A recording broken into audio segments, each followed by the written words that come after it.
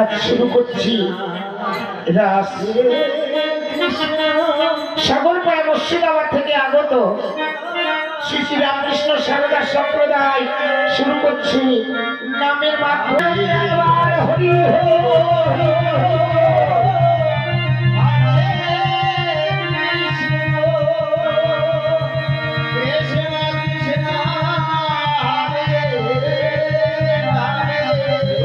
Radhe Radhe Radhe.